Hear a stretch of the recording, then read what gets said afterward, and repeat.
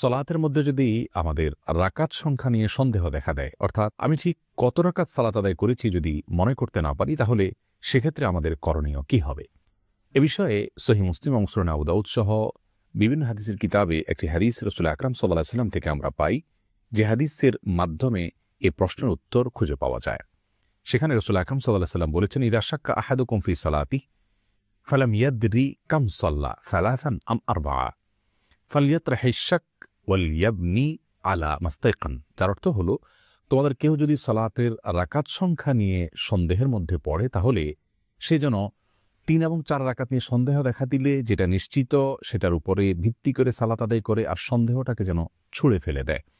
এ হাদিসের আলোকে যে সমাধান আমরা খুঁজে পেলাম তা হলো, যদি রাকাত সংখ্যা নিয়ে সন্দেহ দেখা দেয়, প্রথমত আমাকে চেষ্টা করতে হবে যে কোনটার দিকে আমাদের মনের ঝোঁক বেশি থাকে।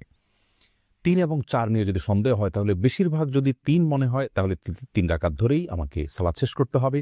আর যদি আমার ধারণার প্রাবল্য থাকে ৪-এর দিকে, অর্থাৎ ৪-এর দিকে আমাদের মনের ঝোঁক বেশি থাকে, মনে হচ্ছে ৪ রাকাত হওয়ার সম্ভাবনাই বেশি, তাহলে আমরা ৪ রাকাত ধরেই সালাত শেষ করব এবং শেষে সিজদায়ে সাহু নিব।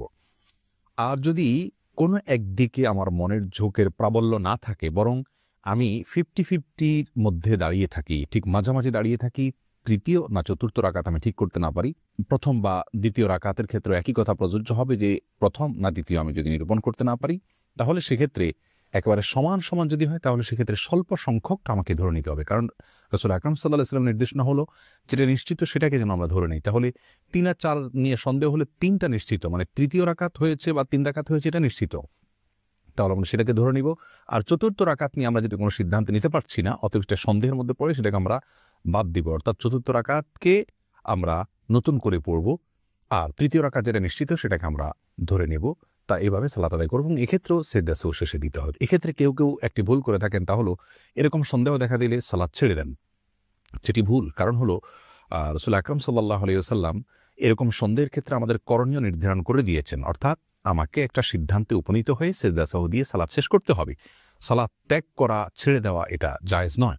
আল্লাহ রাব্বুল আলামিন কোরআনে কারিমে বলেছেন, লা তুবতিলু আমালাকুম, তোমাদের আমলকে তোমরা নষ্ট করো না, বাতিল করে দিও না। যার কারণে অহেতুক অকারণে সালাত শুরু করার পর এরকম নিছক সন্দেহের কারণে সালাত ছেড়ে দেওয়া সঠিক কাজ নয়।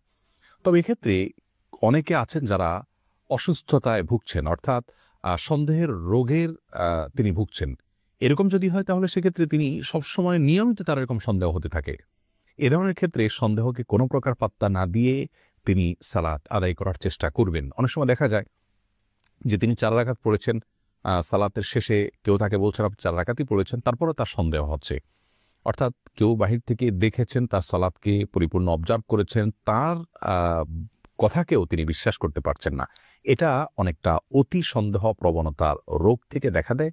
এরকম যদি হয়, তাহলে সেক্ষেত্রে সন্দেহ প্রবণতার রোগের জন্য তিনি ট্রিটমেন্ট করবেন, এবং কোরআন এবং হাদিস অনুযায়ী বেশ কিছু রকিয়া, বেশ কিছু আমলের কথা বলা আছে, সেগুলো করবেন, এবং সন্দেহকে কোনোভাবেই পাত্তা দিবেন না। আর যদি সালাত শেষ করার পরে তার সন্দেহ দেখা দেয় যে কয় রাকাত আদায় করেছেন, তাহলে সেক্ষেত্রে এই সন্দেহকে তার আমল নেওয়ার কোনো প্রয়োজন নেই। আর যদি নিশ্চিতভাবে জানতে পারেন সালাত আদায় করার শেষ করার পর যে তিনি 1 রাকাত কম সালাত আদায় করেছেন অথবা 1 রাকাত বেশি সালাত আদায় করেছেন, তাহলে সেক্ষেত্রে যদি এইটা মনে যখন হয়েছে, তখন যদি সালাম ফেরানোর পরে তিনি কেবলামুখী থাকেন, অন্য কারোর সাথে কথা না বলে থাকেন, বা সালাত ভঙ্গকারী কোনো বিষয় না থাকে, তাহলে ওই অবস্থায় তিনি 1 রাকাত কম আদায় করেছেন মনে হলে আরও 1 রাকাত পড়বেন, পরে সিজদা সাহু দিয়ে নেবেন, সালাত আদায় হয়ে যাবে। এটা সালাম ফেরানোর পরের কথা। আর যদি তিনি 4 রাকাতের জায়গায় 5 রাকাত সালাত আদায় করে ফেলেছেন এমনটি মনে হয় সালাম ফেরানোর পরে, এবং নিশ্চিত মনে হয় বা প্রবল ধারণা হয়, তাহলে সেক্ষেত্রেও আরেক রাকাত তিনি সাথে আদায় করে সিজদা সাহু নিবেন, অর্থাৎ সেক্ষেত্রে 6 রাকাত হবে, তাতেও তার সালাত আদায় হয়ে যাবে ইনশাআল্লাহ বিইذনিল্লাহ। আল্লাহ রাব্বুল আলামিন সব ক্ষেত্রে কোরআন এবং হাদিসের সিদ্ধান্ত অনুযায়ী আমাদেরকে আমল করার তৌফিক দান করুন। নাজিম পলাশ এটি থেকে আপনি লিখেছেন, জামাতে সালাত আদায় করার সময় কাতারে যদি জায়গা না হয়, তাহলে কি একা একা পিছনের কাতারে সালাত আদায় করা যাবে? কাতার সামনেরটা ফিল আপ হয়ে গেছে, আপনি একা আছেন, তাহলে সেক্ষেত্রে সামনের কাতার থেকে কাউকে শরীরে টাচ করবেন, তিনি বুঝবেন যে পেছনের লোক তাকে ডাকছে, তাহলে তিনি আস্তে করে বরাবর পূব দিকে চলে আসবেন, কেবলার দিক থেকে মুখ ফেরানো ছাড়া পেছনে তিনি চলে আসবেন, আসলে দুজন মিলে জামাত সালাত আদায় করবেন। এটা হলো উচিত। একা একা কাতারে দাঁড়ানোর পরে হাদিসে নিষেধাজ্ঞা আছে, উৎসাহিত করা আছে। এটা করতে হবে। আমাদের সমাজে মানুষ এটা জানে না, যার কারণে কারো গায়ে টাচ করলে বা কাউকে টান দিলে তিনি ভুল বুঝতে পারেন। এরকম যদি হয় তাহলে সেক্ষেত্রে নিরুপায় হয়ে তিনি একা একা তো নামাজ পড়তেই পারেন, যে তার কোনো আর উপায় নেই। তবে মানুষকে বোঝানো উচিত এই বিষয়টাতে। রাসেল মিয়া আপনি লিখেছেন, হেঁটে হেঁটে দাঁত মাজলে কি দারিদ্রতা দেখা দেয়? না, এটি সম্পূর্ণ কুসংস্কারের জন্য বিশ্বাস। হেঁটে হেঁটে দাঁত পরিষ্কার করলে, দাঁত মাজলে, ব্রাশ করলে এর কারণে দারিদ্রতা দেখা দিবে, অভাব দেখা দিবে, অনটন দেখা দিবে, এরকম কেউ বিশ্বাস করলে সেটি গুনাহের কারণ হবে এবং এটি সম্পূর্ণ কুসংস্কারের জন্য বিশ্বাস। আমাদের ইউটিউব চ্যানেল আপনি প্রশ্ন করেছেন। ফাহিমা আখতার আপনি লিখেছেন, নখে নেল পালিশ দেওয়া কি হারাম? নখ বড় রাখলে কি নামাজ হবে? জানাবেন দয়া করে। বোন ফাহিমা, নখে নেল পালিশ দেওয়াটা হারাম না, কিন্তু নেল পালিশ দিলে আপনার উজু হবে না, গোসল হবে না, সেটা হলো একটা ব্যাপার।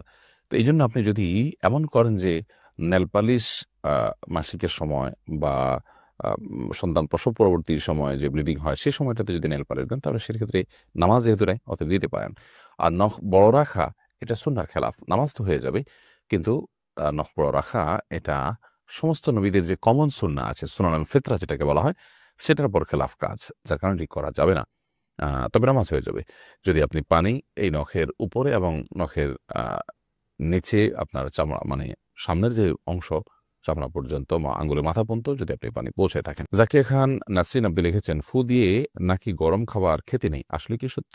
হ্যাঁ, ফু দিয়ে গরম খাবার খাওয়ার পরে হাদিসে নিষেধাজ্ঞা আছে। তাছাড়া এটা বৈজ্ঞানিকভাবেও বোধ হয়, আমি যতটুকু জানি এটা অনুপকারী কাজ, ক্ষতিকর কাজ। বিধায় গরম খাবারে আমরা ফু দিয়ে খাবো না, এবং সেটা একটু সহনীয় পর্যায়ে ঠান্ডা হওয়ার জন্য প্রয়োজন অপেক্ষা করব, বা অন্য কোনোভাবে এটাকে আমরা নরমাল করার চেষ্টা করব, কিন্তু ফু দিয়ে আমরা গরম খাবার খাবো না। সকাল সন্ধ্যায় এদিকে আপনি লিখেছেন, আমি অনেকের কাছে শুনেছি কোনো খাবার বা পানি সারা রাত যদি খোলা অবস্থায় থাকে তাহলে নাকি ওই পানি বা খাবারের শয়তান প্রস্রাব করে দেয়। ইসলামের বিষয়ে কি বলে? দেখুন, এমনিতে নবী করিম সাল্লাল্লাহু আলাইহি ওয়াসাল্লাম নিষেধ করেছেন আমরা রাতে শোয়ার সময় যেন কোনো খাবার বা কোনো পাত্র এমনকি যেন খালি যেন না রাখি। শয়তান বিচরণ করে, দুষ্টজিন বিচরণ করে, সেটাকে ঢেকে রাখতে নবী সাল্লাল্লাহু আলাইহি ওয়াসাল্লাম নির্দেশ করেছেন। আমরা অনেকেই এটার প্রতি খেয়াল রাখি না। কিন্তু তাই বলে শয়তান পেশাব করে এরকম কোনো কথা কোরআন হাদিসে কোথাও বর্ণিত হয়নি। এগুলো আমাদের সমাজে প্রচলিত কথা। অনেক মুরব্বীরা এই যে খাবার বা প্লেট ইত্যাদি অনেকে ঢাকা ছাড়া শুয়ে পড়েন, সেই বদভ্যাস বা সেই খারাপ কাজটিকে দূর করবার জন্য এই ধরনের কথা নিজেরা বানিয়ে নিয়েছেন। তো কোরআন এবং হাদিসের নামে মন গড়া এরকম কোনো কথা বানিয়ে নেওয়া এটা গুনাহের কথা। নবী সাল্লাল্লাহু আলাইহি ওয়াসাল্লাম বলেছেন, মান কাযিবা আলাইয়া মুতাআম্মিদান ফালিয়াতাবাওয়া মাকআদাহু মিনান নার। যে ব্যক্তি আমার ব্যাপারে ইচ্ছাকৃতভাবে মিথ্যা কথা আরোপ করবে, আমার নামে মিথ্যা হাদিস বলবে, সেজন্য তার ঠিকানা জাহান্নামে জেনে রাখে। এমনি সেলিম রেজা কাজল আপনি লিখেছেন, শুক্রবার জুমার খুতবার সময় অনেকেরই ঘুম ঘুম বা ঝিমুনি ভাব চলে আসে, তখন কি আবার ওযু করতে হবে? এই প্রশ্নটি অনেক কমন একটি প্রশ্ন, এবং জুমার খুতবার সময় সত্যি অনেকেরই ঝিমুনি চলে আসে। যদি জুমার খুতবার সময় আপনার ঝিমুনি চলে আসে, ঘুম ঘুম ভাব চলে আসে, তাহলে সেক্ষেত্রে প্রথমত দেখতে হবে যে আপনি কোনো কিছুর সাথে হেলান দিয়ে আছেন কিনা। যদি কোনো পিলার বা কোনো কিছুর সাথে দেয়াল কিছুর সাথে আপনি হেলান দিয়ে ঘুমোচ্ছেন, তাহলে সেক্ষেত্রে সেই দেয়াল বা পিলার যদি না থাকতো তাহলে আপনি পড়ে যেতেন। এরকম আপনি শরীর ছেড়ে দিয়ে যদি ঘুমিয়ে পড়েন তাহলে সেক্ষেত্রে ওযু ভেঙে যাবে। এতে কোনো সন্দেহ নেই। আর যদি আপনি বসে, বসে ঝিমাতে থাকেন এবং সেক্ষেত্রে আপনি ডান দিকে, বাম দিকে আপনি কাত হয়ে বা আপনার নুয়ে পড়ে যাচ্ছেন, এরকম যদি হয় তাতেও আপনার ওযু ভঙ্গ হবে না। তবে যদি এত ঘুম আসে যে আপনি একদম পড়েই যান ঘুমের চোটে, তাহলে সেক্ষেত্রে ওযু ভেঙে যাবে। ধরুন আপনি সিজদায় আছেন, সেজদা থেকে পড়েই গেলেন আপনি। আপনার ভারসাম্য হারিয়ে পরিপূর্ণ শরীর ছেড়ে দিয়ে আপনি ঘুমিয়ে পড়েছেন, অর্থাৎ গভীর ঘুম হয়েছে সোজা কথা। সেরকম ঘুম হলে ওযু ভঙ্গ হয়ে যাবে। আর বসে, বসে আপনি ঝিমাচ্ছেন, মাথা দুলছে এদিক সেদিক, তো এর কারণে কিন্তু ওযু ভঙ্গ হবে না।